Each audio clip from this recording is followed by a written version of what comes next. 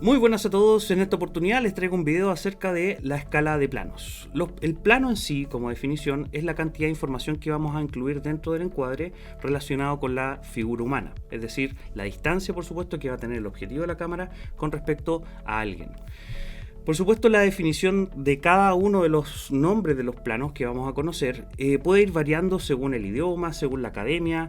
Por lo tanto, puede tender un poco a no ser tan preciso, pero lo que es más relevante es que lo entiendan de una manera y que el equipo de producción todos hablen el mismo idioma.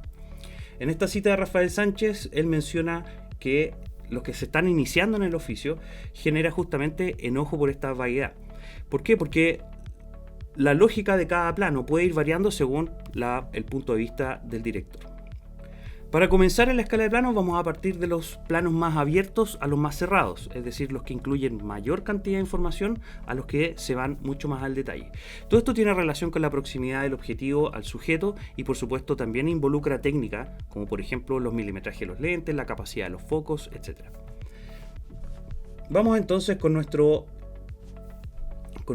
primer plano, que es en la nomenclatura norteamericana, long shot, plano conjunto según Rafael Sánchez, o gran plano general. Acá estamos hablando de un plano que incluye un escenario muy amplio, muy ancho, que podría incluir incluso una ciudad completa. Generalmente pueden ser usados planos contextualizadores espaciales para poder determinar dónde se encuentran los personajes. En este caso estamos viendo una imagen de la película de Casino de Scorsese. Luego, un poco más próximo, medium long shot, medio conjunto, según Rafael Sánchez, o plano general. Generalmente vamos a hablar de que dentro de un plano general la figura humana se va a contener de pies a cabeza, pero incluyendo un poco más de espacio. El término que determina ese espacio vacío donde ya sobrepasa la figura humana, generalmente se entiende como aire. Y en este caso, en este encuadre, el aire está cargado hacia la izquierda, dejando un espacio justamente donde va a ocurrir alguna acción. En esta otra referencia, medium long shot, medio conjunto, según Rafael Sánchez, o plano general, que también puede ser incluido, ya que el personaje igual se incluye de pies a cabeza, o también conocido como plano entero. La diferencia en el anterior, simplemente una cosa de proximidad. Es importante entender que este tipo de plano contextualiza el entorno directo del personaje. En este caso estamos viendo una lámina de la película Gran Lebowski de los hermanos Coen y nos podemos dar cuenta que el personaje está un poco más inclinado hacia la derecha en términos de composición y además la altura de la cámara permite unas tensiones que evocan el punto de atención directo hacia el personaje según las góndolas del supermercado. El siguiente plano es medium shot, plano medio o plano americano. Generalmente cuenta desde las rodillas hasta la cabeza, también generando un espacio un poco más próximo, incluyendo información de lo que se encuentra en el entorno del personaje, pero con una aproximación un poco mayor. La historia del plano americano viene del spaghetti western, por supuesto, de donde los personajes llevaban musleras con los revólveres para poder justamente encuadrarlos y parte característica de los personajes. El siguiente plano es three shot o plano conjunto. Vamos a entender que el plano conjunto vamos a incluir más de una persona, indiferente su distancia. Three shot generalmente es un término bastante más televisivo, por supuesto de habla inglesa. Vamos a incluir a estos tres personajes, pero la distancia entre ellos podría variar, como lo podemos ver en el siguiente ejemplo, donde dejo la pregunta abierta.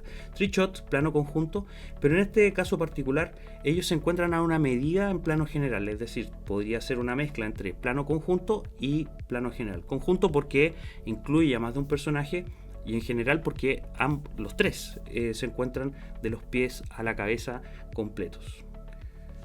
Two shot, plano conjunto, acá estamos hablando de un tipo de plano bastante más convencional que podríamos encontrar en entrevistas, por ejemplo, o en podcast, o en una conversación un poco más íntima. Insisto, la distancia va a ser relativa, el término de plano conjunto simplemente va a ser un indicativo de que hay más de una persona.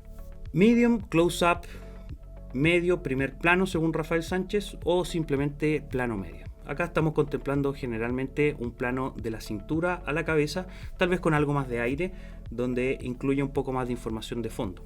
Generalmente este tipo de plano es el más común en sitcom, ¿ya? En comedias, en entrevistas, y es un tipo de plano que mantiene una distancia cercana sin acceder de forma tan impertinente, por así decirlo, a la intimidad de los personajes.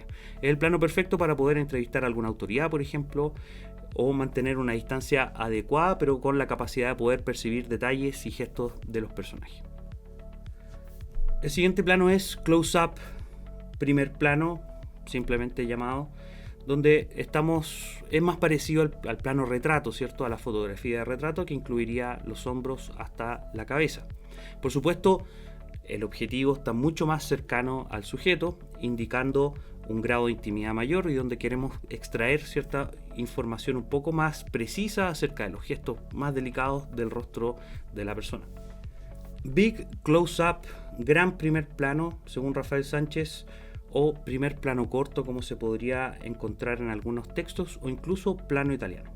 Este plano va desde el mentón hacia la mitad de la frente y, por supuesto, como acá está en el ejemplo, es justamente para denotar un nivel de intimidad mayor, para poder resaltar expresiones mucho más precisas, especialmente hacia la mirada.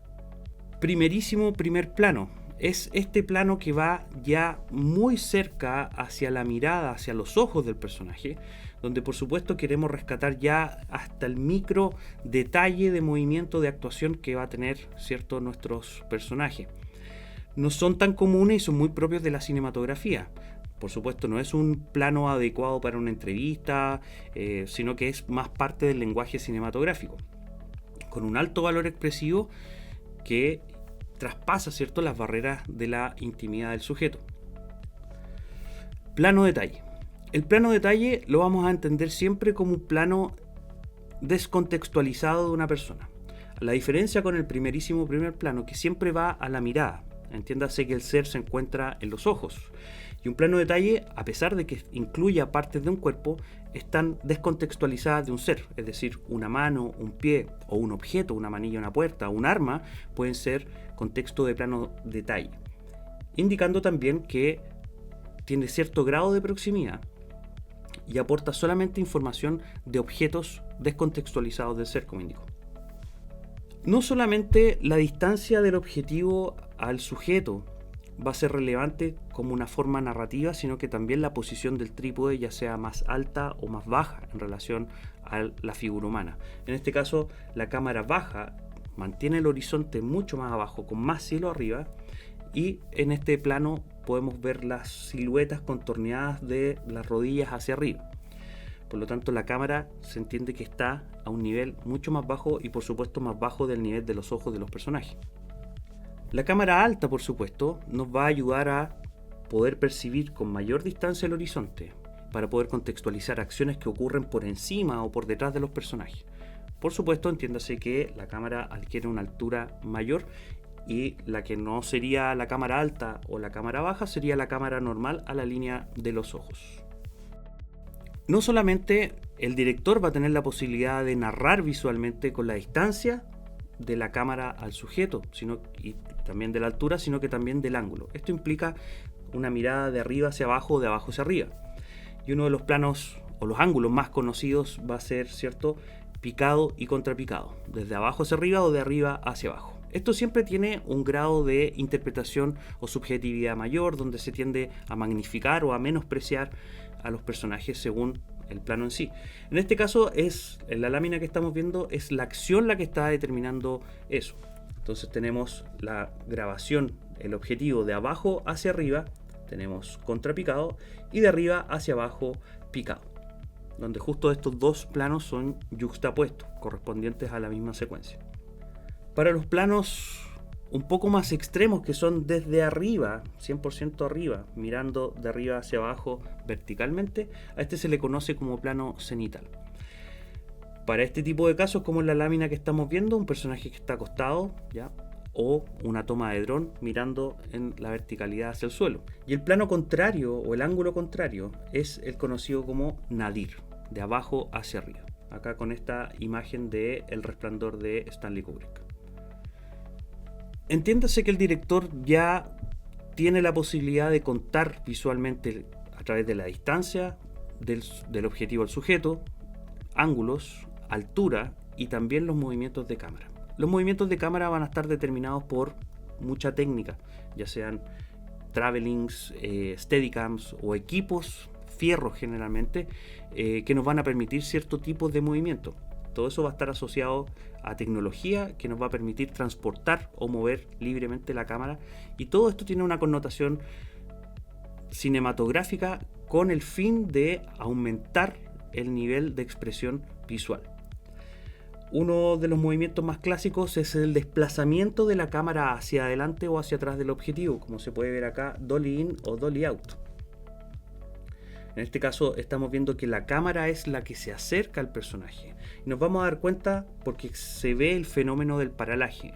El paralaje es producto de la perspectiva según la distancia de los objetos más cercanos a la visión se mueven más rápido de los que están más lejanos. Y como podemos ver en esta pequeña toma, estamos viendo que aparece nueva información detrás de la taza de Amélie que está sujetando, ¿cierto? Aparece atrás una figura de una persona sosteniendo el diario. Es decir, se está revelando más información por detrás porque se está cambiando la perspectiva, se está acercando la cámara al sujeto, ya sea el movimiento hacia adelante o hacia atrás, conocido como dolly in o dolly out. Y a veces se puede prestar para confusiones el dolly con el zoom. Entiéndase que son dos efectos diferentes.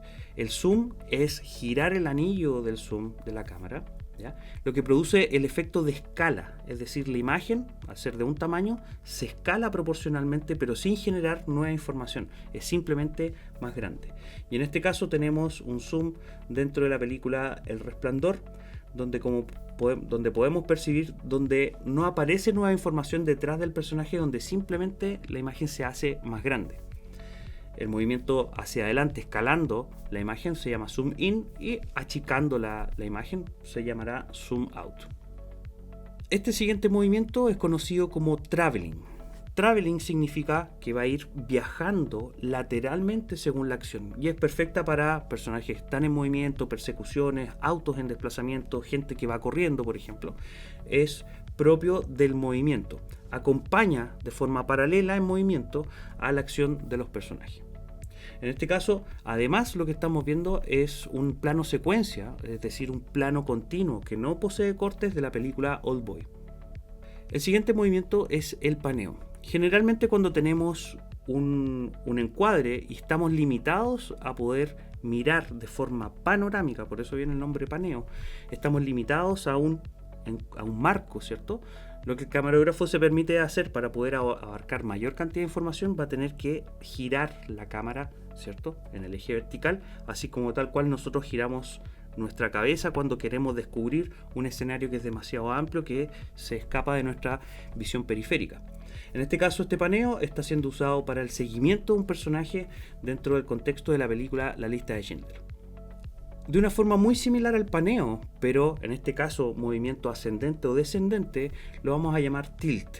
Tilt up para arriba y tilt down para abajo. Por supuesto, tiene exactamente el mismo principio de poder contener la mayor cantidad de información. En este caso, un personaje que se está enfrentando a un edificio, para poder revelar esa información que no cabe dentro del encuadre, nos va a permitir justamente incluir mayor cantidad de información a través de este movimiento. Para todos los movimientos que generalmente están hechos de forma brusca y adrede, como cámara al hombro o cámara tipo documental, son, digamos, estas cámaras que no tienen la prolijidad de los fierros, de los grips, que nos van a permitir estos movimientos que son mucho más sutiles, que son propios del narrador omnisciente, sino que se entiende que hay un camarógrafo que lo lleva al hombro. Por eso este estilo, llamémoslo estilo, de movimientos es cámara al hombro, con todas las imperfecciones del andar del camarógrafo. Incluso en este caso, como en la película El proyecto de la bruja de Blair, entra también dentro del contexto narrativo como si fuese un personaje más, actuando de la misma manera, estando de pie y cayendo, indicando ahí el deceso de uno de los personajes. A modo de conclusión, existen muchos más movimientos y los invito a que los descubran, los exploren, especialmente hoy día con la tecnología, con el CGI y con estrategias y técnicas de postproducción. Se pueden hacer movimientos continuos, se pueden hacer varios ajustes a los movimientos de cámara que ya se pueden implementar. Es decir, el lenguaje audiovisual, el lenguaje de planos y el lenguaje de movimientos de cámara es bastante más amplio, especialmente hoy día con la tecnología, ya que podemos hacer cosas que son un poquito más sofisticadas que solamente estar con una cámara y un trípode. Entiéndase lo siguiente, que todos estos recursos que son de origen técnico se convierten finalmente en dispositivos o formas de narrar de los directores. Entiéndase también que los movimientos de cámara, la distancia del objetivo, es decir, los planos y los ángulos, nunca en una cinematografía son al azar. Siempre son con una intención metafórica de mostrar la situación de lo que está ocurriendo, y eso es lo que se entiende como punto de vista. El director propone una forma de ver la película desde una perspectiva, y esa perspectiva va a ser tratada, ¿cierto?, con los recursos técnicos que finalmente se convierten en recursos narrativos. Ocupar un lente gran angular o ocupar un lente teleobjetivo, ¿cierto? Vamos a tener pequeñas diferencias técnicas. Algunos van a distorsionar más, algunos van a ser más propensos a desenfocarse, más sensibles al foco. Pero todo esto se va a convertir en recursos narrativos si es que el director lo sabe ocupar. Es decir, el director lo que hace es establecer los recursos técnicos para poder convertirlos en un lenguaje visual.